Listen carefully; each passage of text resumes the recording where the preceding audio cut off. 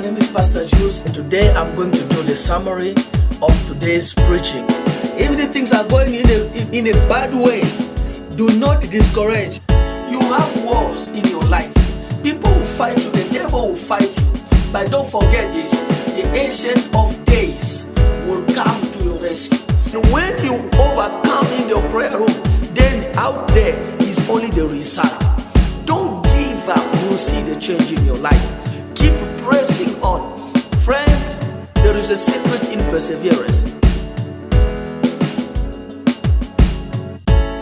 Je suis le pasteur Jules, le pasteur de la foi agissante, et aujourd'hui je vais faire le résumé de la prédication que j'avais intitulée Les paquets surnaturels de Jésus.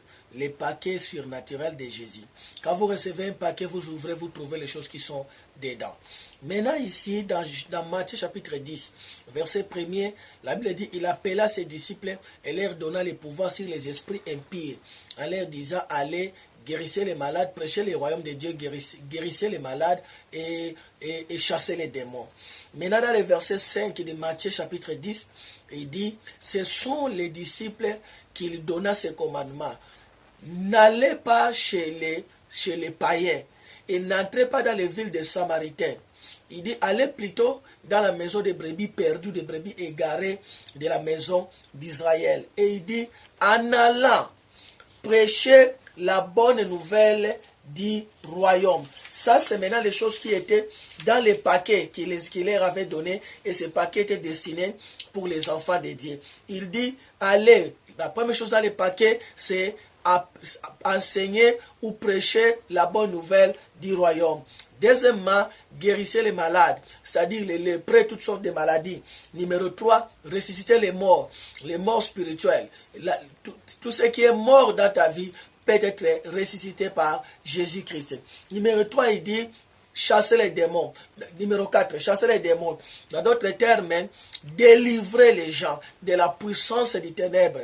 Ce sont les choses qui sont dans les paquets surnaturels de Jésus. C'est-à-dire, il y a la bonne nouvelle du royaume pour le salut de ton âme. Numéro 2, il y a la guérison pour ton corps. Numéro 3, il y a la résurrection pour ta vie. Numéro 4, il y a la délivrance pour ta vie, pour ta maison. Mais vous allez remarquer quelque chose. Jésus donne l'instruction à ses disciples. Il dit en allant, n'allez pas chez les païens et n'entrez pas dans les villes des Samaritains. Mais allez plutôt chez les brebis égarées de la maison d'Israël. Pourquoi il a rejeté les païens? Pourquoi il a rejeté les Samaritains? Nous avons ce genre de gens dans l'église.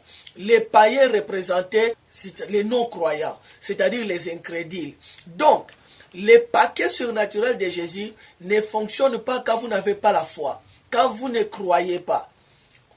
Ça ne peut pas fonctionner. Comment vous pouvez croire que le serpent a parlé à Ève, mais vous ne croyez pas que Dieu peut guérir? Si Dieu peut faire parler un serpent, il peut guérir. C'est-à-dire, les gens qui n'ont pas la foi ne peuvent pas profiter de ce qui se trouve dans ce paquet. C'est pourquoi il dit, n'allez pas chez les païens, c'est-à-dire les non-croyants, c'est-à-dire les gens qui ne croient pas. Quand tu es un enfant de Dieu, exerce la foi. Marc chapitre 6, versets 5 et 6. La Bible dit, il est allé chez les siens, il a voulu prêcher, mais il n'a pas pu faire de grandes choses à cause de leur incrédulité. Donc, Jésus lui-même a amené les paquets avec lui, mais ces paquets n'avaient pas fonctionné dans sa propre patrie, dans son propre territoire, parce que les gens avaient l'incrédulité. Donc, les païens représentent les chrétiens qui n'ont pas la foi. Et deuxièmement, la Bible dit, n'allez pas chez les Samaritains. Jésus dit, n'allez pas chez les Samaritains. Les Samaritains étaient un peuple qui était un peuple mélangé. C'est-à-dire, il y avait les Juifs et les païens. C'est ce qui formaient les Samaritains. C'est pourquoi cette femme-là, dans le livre de Jean chapitre 4, dit à Jésus, notre père Jacob nous a donné ses puits. Mais vous les Juifs, quelque part, vous les Juifs, vous dites qu'il faut adorer Dieu à Jérusalem. Mais si elle dit notre père, si elle appelle Jacob leur père, Jacob c'est aussi le père d'ailleurs, c'est le patriarche, le père des Israélites, des Juifs. Mais pourquoi elle a séparé? Parce que les Juifs considéraient les Samaritains comme les non-juifs. Et pourtant, c'était des juifs. Le seul problème était que c'était des peuples mélangés. Donc, ne vis pas une vie de mélange. Sois chrétien, crois en Dieu, fais confiance à Dieu seul. Ne sois pas un chrétien qui ballotte, qui est à gauche, tantôt à droite, tantôt chrétien, tantôt païen, tantôt dans l'église, tantôt dans le monde. Donc, sois un chrétien constant. Josué dit dans Josué 24, verset 15, « Choisissez aujourd'hui qui vous voulez servir. » Donc, choisis aujourd'hui. Et il dit, moi et ma maison, nous servirons l'Éternel. Et puis il dit, allez plutôt chez les brebis égarées, les brebis perdues de la maison de Jacob, de la maison d'Israël. Les brebis perdues, ce sont les Juifs déconnectés de l'alliance. Déconnectés de l'alliance. Et nous savons que la Bible est divisée en deux parties. La première partie s'appelle l'ancienne alliance et la deuxième partie s'appelle la nouvelle alliance. La Bible, c'est un livre de l'alliance. Donc, tout chrétien qui est déconnecté de la parole de Dieu devient un brebis égaré. Tout chrétien qui ne connaît pas la parole de Dieu ou qui n'utilise pas la parole de Dieu sera victime du diable. C'est pourquoi dans Osée chapitre 4 verset 6, Dieu dit, mon peuple est détruit par manque de connaissances. Mais ce n'est pas seulement manque de connaissances. Il y a trois choses que Dieu a étalées dans ce verset. Il dit, mon peuple est détruit par manque de connaissances. Il dit parce qu'ils ont rejeté la connaissance. 3, parce qu'ils n'ont pas la connaissance de la loi. Donc, quand tu manques la connaissance, tu seras victime du diable. Quand tu rejettes, c'est-à-dire tu connais ce que la Bible dit, tu connais ce qu'il faut faire, tu connais qu'il faut prier, il faut jeûner, il faut lire la Bible, il faut confesser, il faut déclarer, il faut pas abandonner. Tu connais ces choses mais tu ne les fais pas, tu rejettes la connaissance. Et le résultat serait, le diable va s'occuper de toi. Il va détruire les choses de ta vie.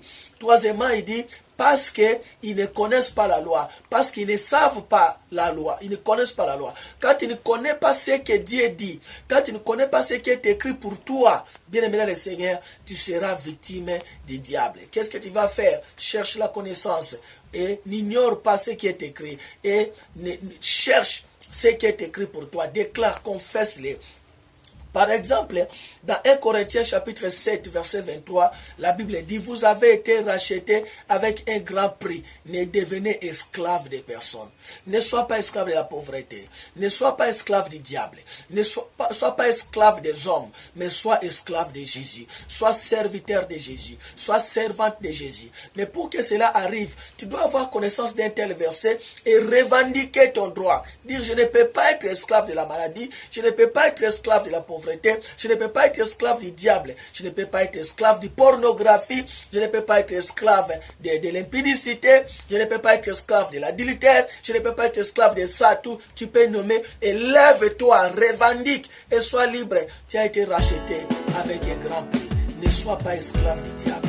Ne sois pas esclave du monde. Ne sois pas esclave des habits. Ne sois pas esclave des choses de ce monde. Que Dieu vous bénisse. Restez connectés. N'oublie pas que Jésus-Christ revient bientôt. Commence à rêver le ciel. Rêve le riz en or. Rêve le ciel.